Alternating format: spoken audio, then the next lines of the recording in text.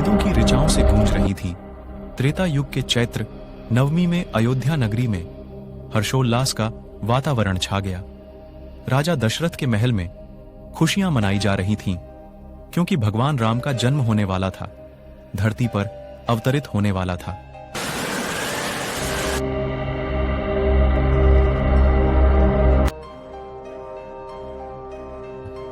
देवी कौशल्या के गर्भ से प्रकट हुए मर्यादा पुरुषोत्तम राम। चारों ओर दिव्य प्रकाश फैल गया, स्वर्ग से पुष्प वर्षा हुई, देवताओं ने नृत्य किया, गंधर्वों ने मधुर गीत गाए। धरती पर भगवान विष्णु का सातों अवतार राम नाम से जाना गया।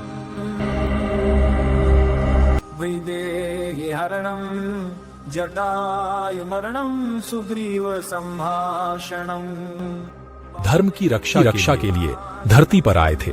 अपने जीवन में अनेक कठिनाइयों का सामना किया, लेकिन सदाचरण और मर्यादा का पालन करते हुए सभी पर विजय प्राप्त की। अयोध्या नगरी में भगवान राम के निवास स्थान पर एक भव्य मंदिर का निर्माण हुआ। राम मंदिर के नाम से जाना गया। संगमरमर से बना, सोने के शिखरों से सुशोभित यह मंदिर भगवान राम की भव्यता का प्रतीक बन गया।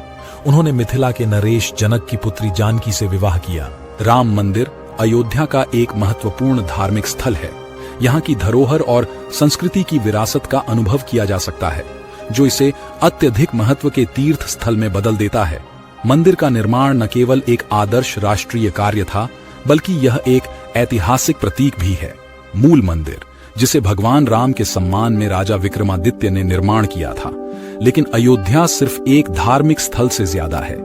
यह सांस्कृतिक विरासत का जीवंत कैनवस है। अयोध्या का हर कोना दिव्य प्रेम, वीरता और बलिदान की कहानियों से गूंजता है। अयोध्या में राम मंदिर का महत्वपूर्ण स्थान होने के पीछे कई कारण हैं। पहले तो यहाँ की धरोहर में भगवान राम की अद्वितीय और अटूट विरासत का प्रतीक है।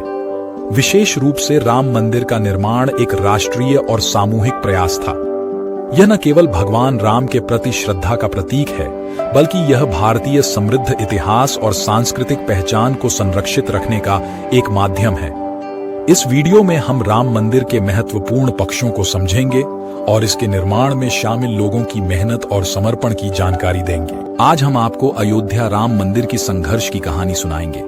यह कहानी भारतीय इतिहास में एक महत्वपूर्ण युद्ध का परिणाम है, जो धर्म, राजनीति और सामाजिक संरचना के मामले में गहरे परिणामों को प्रकट करता है। अयोध्या भगवान राम के जन्म स्थल के रूप में जानी जाती है, लेकिन 16वीं शताब्दी में मुगल बादशाह बाबर द्वारा बनाए गए बाबरी मस्जिद के बाद इस स्थान पर हिंदू मुस्लिम विवाद उत्पन्न हुआ। विवाद के बाद भारतीय समाज में अयोध्या राम मंदिर के निर्माण की मांग बढ़ी। इसके लिए एक संघर्ष शुरू। 84 में अदालत ने निर्णय लिया कि बाबरी मस्जिद का स्थान भगवान राम का जन्म स्थल है। इसके बाद राम मंदिर के निर्माण की मांग मजबूत हुई। 1992 में बाबरी मस्जिद विध्वंस से सांप्रदायिक तनाव फैल गया और व्यापक हिंसा हुई। हिंदू और मुस्लिम समुदायों के बीच कई महीनों तक अंतर सांप्रदायिक हिंसा हुई। प्रत्यक्ष परिणाम स्वरूप मुंबई में अनुमानित 2000 लोगों की मौत हो गई। पाकिस्तान और बांग्लादेश में हिंदू मंदिरों पर भी हमले किए गए। हिंदुओं और मुसलमानों के बीच साइट के स्वामित्व पर विवाद के परिणाम स्वरूप एक लंबी कानूनी लड़ाई हुई, जिसके परिणाम स्वरूप अंततः 9 नवंबर 2019 में भारत के सर्वोच्च न्यायालय सुप्रीम कोर्ट के फैसले के अनुसार जिस स्थल पर बाबरी मस्जिद की नष्ट हो गई थी, वहां हिंदू समुदाय के लिए एक मंदिर के निर्माण की अनुमति दी गई, जबकि एक अलग जमीन का टुकड़ा मुस्लिम समुदाय के लिए मस्जिद के निर्माण के लिए आवंटित किया गया।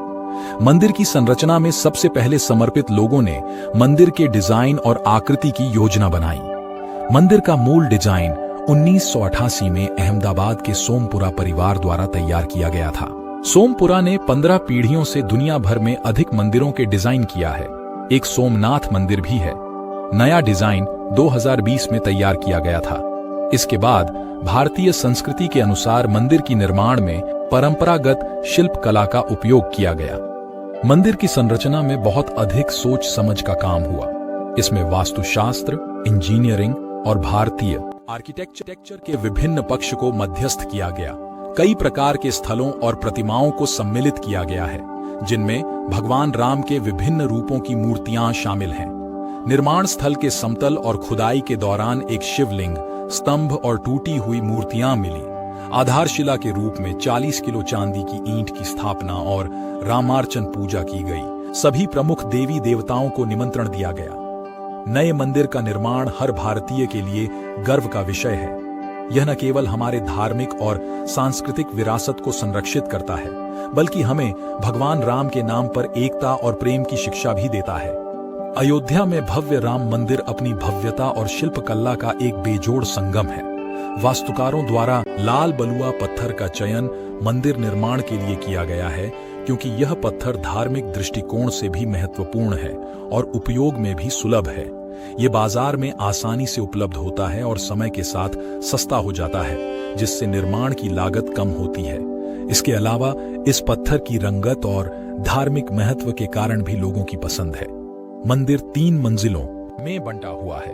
गर्भगृह सबसे पवित्र स्थान है, जहां भगवान राम की प्रतिमा स्थापित है। अन्य मंजिलों पर विभिन्न देवी देवताओं की मूर्तियां और प्रार्थना कक्ष हैं। मंदिर के 5 योग या शिखर इसके वास्तुशिल्प डिजाइन की पहचान है।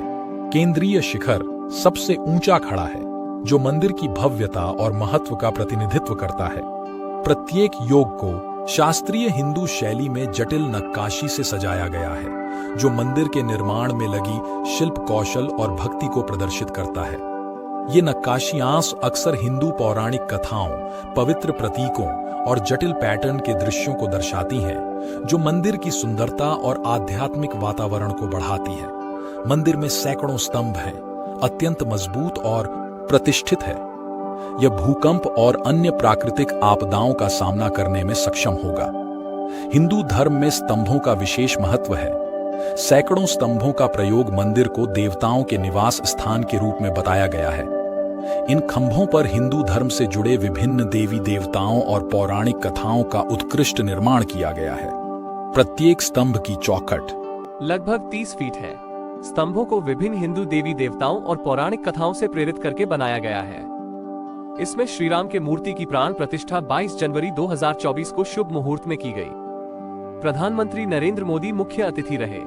कुछ पुजारियों और धार्मिक नेताओं ने शिकायत की कि समारोह में उचित अनुष्ठान प्रक्रियाओं का पालन नहीं किया गया था। कर्नाटक के प्रसिद्ध मूर्तिकार अरुण योगीराज ने रामलला की मूर्ति बनाने में महत्वपूर्ण भूमिका निभाई। यह 51 इंच की मूर्ति, जिसका वजन 200 किलोग्राम है, कृष्ण शिला पत्थर से निर्मित है, जो भगवान राम के बचपन को दर्शाती है। मूर्ति को शानदार आभूषणों द्वारा सजाया गया है।